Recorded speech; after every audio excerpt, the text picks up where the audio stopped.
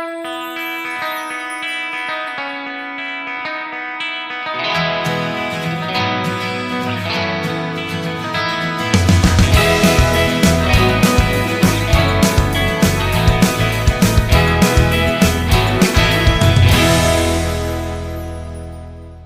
guys, welcome back to my channel. It's your girl Bridgie. How you guys doing? I hope you're doing well today. Hey my people, how they go? What are your plans for Christmas? Who is expecting Christmas? Who is getting ready for Christmas already? Who is preparing? Who gets excited at Christmas like me? Oh dear, I love Christmas. Christmas is when everybody is happy. So I'm a happy child. So I love Christmas. As a happy child, you have to love Christmas. So guys, I bring you a story today.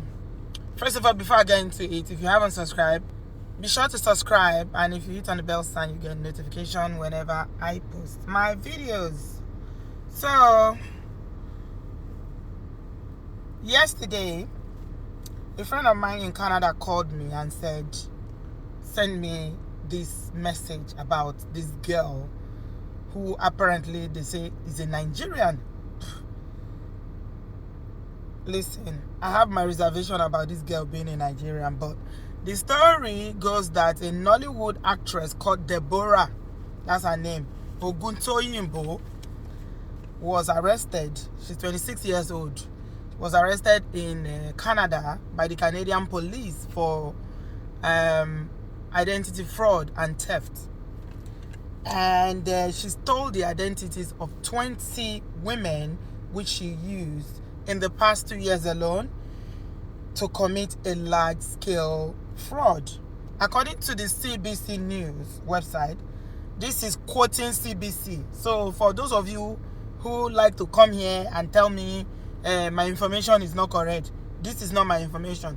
If you have any problem with this video, please take it up with CBC. All right, I am quoting. Learn to know when somebody is reporting something. I didn't say I was there. I am reporting. This is what CBC has said. CBC News are the one that reported this, that she's facing 50 fraud related charges in Toronto and surrounding regions. Apparently, police describe her as a professional and prolific identity. This is what the Canadian police has described this young lady who is only 26 years old. She's one of the most prolific identity thieves they've encountered in recent times. This girl, a thief, as she finds it so, she's just nothing but a thief. So I don't know if this is a case of what men can do, women can do better. And she has so many aliases. Some of the aliases that she goes with, I'm just going to put it on the screen here so that you can see. So the CBC is also reporting that this girl, Obodo Oyinbo, is currently facing more than 50 fraud-related charges in Toronto and nearby cities like York, Peel, Halton regions. And her latest arrest was in June 29, when she was tried because she tried to rent a luxury condominium complex in the north of Toronto. She tried to rent the apartment, so apparently alarm come blow when they found out that she was using somebody else's identity. Now she can't pick race to run. And the police said that she tried to rent the condo using the name of this lady here on the screen that is called Natalia Bozic. Yeah, that's the name. Her name is Natalia Bozic. She's been charged with forged certified checks and false identity. So the victim, this Natalia, said that altogether she stole $4,000 from her. That what she did was that she apparently gained access to her phone, mobile app. You see all this mobile banking app. Even me, I'm beginning to have my reservation about them, because trust me, I'm just coming from the bank now, because I mistakenly sent money to the wrong person, and I don't even know who the person is that I mistakenly transferred money to, because I was trying to transfer money from one account to the other. Next thing, I don't know where I sent money to. And you know, with these banks, this is totally off subject, but I just feel I need to talk about all this mobile banking app for a minute. Getting money is not easy, but when your money goes out, to get it back is wahala. So I was trying to do a transfer 2 days ago. So it was from a Halifax account to a Barclays account. I didn't check because I was busy. I didn't check. So I just clicked. It was the faster payment that, you know how you have names set up in your account. I didn't check because I just saw my name. I just clicked on it. Next thing, £500, boom, gone. And I was waiting for the money to arrive in another of my bank account. I didn't see it. After because the transfer usually takes like 2 minutes. When I didn't see it, I checked again. The money has gone out of my Halifax. It was not in Barclays. 1 hour later, I didn't see the money. I said, what is this? I had to call Halifax. I was like, I tried to transfer money. What is going on? The money didn't go into my account. So they were now asking me the details. And I said, this is the account I paid to. Apparently, it was not my account. I don't even know who the account belonged to. I don't know how I got it saved in my online banking. I have no idea. Now, since that 2 days ago now, all I've been doing is trying to recover that money back. The bank is telling me that the sort code belongs to NatWest. I'm just coming from NatWest now. NatWest say sort code does not belong to them. Who does it belong to them? I don't know. Whether it's a company that I've paid the money to, maybe I may have set up direct payment to a particular company in the past. I don't know. I have no clue. So now I have to go and fill a form and wait. They say it's going to take 21 days before I will get it back. But when I was going to transfer it, took only more than 1 second to transfer it. Now I have to wait for 21 days for the bank to investigate. So this is my reservation. My rant is over about my transfer that went wrong. Let me carry on with the story. So she stole the identity of this lady and took $4,000 from her account. After she changed her password, she reset her password for her online banking. Apparently, she gained access also to her social insurance number. I suppose that's what you call it over there in Canada. That's what we call national insurance number here in the UK. She reset her password and created new email addresses. This girl, Narilo Bonga Tifo. According to what the police is reporting, she not only stole this woman's identity, she took her driver's license and the SIN, which is the social insurance number, and went to apply to 2 bank loans. She applied to loans, car loans, credit cards all across the country. She don't stop there. She took over the woman's social media, changed her password, and then she bought something of which they charged the woman $2,000 that she knew nothing about.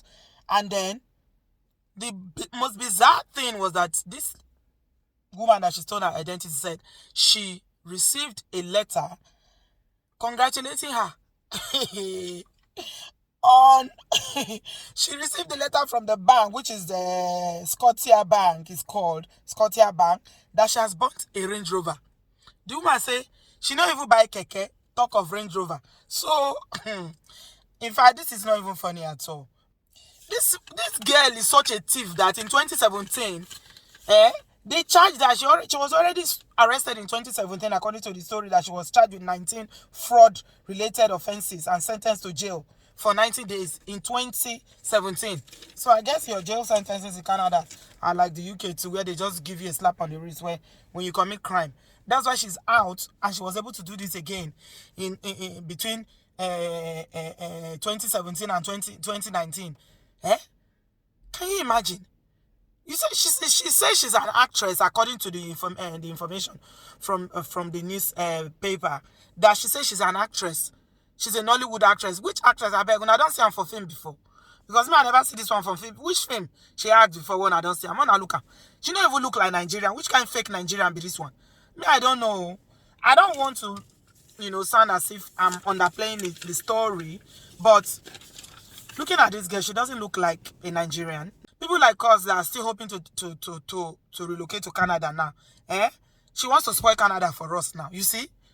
She wants to spoil Canada for us. People like us that went to see Canada the other day and loved it. We are still working on the modalities of how we are going to move over there. The husband is on board, but the children are not on board. So we are even planning, maybe we are going to dump the children and leave them to carry on with their life, so that we can just relocate and go and start a life I was having this discussion with my friend yesterday that sent me the story, and she was saying, is as long as our values does not change, as long as our value system does not change, what we value does not change. It's always about get rich by any means, whether legal or illegal, just get rich or die trying. And as long as we continue to celebrate all these fraudsters, then it's not going to change. You will not believe what I saw today. I saw on social media that some children were singing, primary school students. They were singing Naira Marley song. And what is the lyrics of the song that all these musicians are putting out these days? It's all about, drinking, girls that are whoring themselves and naked and, low shows. I don't know, wayward lifestyle. That is what they are promoting. They will be smoking, taking all sorts of things on the videos, and this is what our children are being exposed to. The kind of lyrics that they are listening to, the children were singing it. So if at that age that they are already being exposed to this kind of music where they are saying wire wire or whatever it is that he's singing, I don't know what he sings. I know that all of them, their lyrics are just bullocks. It's just the beat that people dance to. This is the problem I have with the culture, what Nigeria has become today. Everything is upside down. And you that is talking about it, you see, I guarantee you 100% that somebody is going to come to this video and tell me, go away. What is it? Did you give them work to do? Okay, anytime we talk about people who are either fraudsters or people who are denting the image of Nigeria abroad, you will see all these Nigerian youth will come on the platform. They'll come on my platform and start to abuse me. Did you give them work to do? Why don't you talk about politicians that are stealing? Why don't you talk about APC? Why don't you talk about fake pastors that are stealing? It's always about what about the other person that is doing the wrong thing. It's always about what about the pastors that are stealing? What about the politicians that are stealing? This is their justification. Did you give them work? No, I didn't give them work. I don't have any work to give them. But all I know is that that is not the only country in the world that people are jobless. So if you want to justify a life of crime and continue to promote it and perpetuate it on social media, let's see where this is going to lead us. It's gotten so bad that it's reached a stage whereby people see it as the right thing to do. People no longer frown at it, and that is where the problem is. Where it is now an acceptable way of life for people to be thieves. See, young girl like this, they thief. They carry another person's identity, they thief. She just fine for nothing, they thief. With all the fineness, you don't say anything we want to do. Are there no jobs in Canada? You want to tell me that she did not have a job, that's why she's using other people's identity, buying Range Rover and trying to rent a condo with somebody else's money. If you want the life, go and bloody work for it.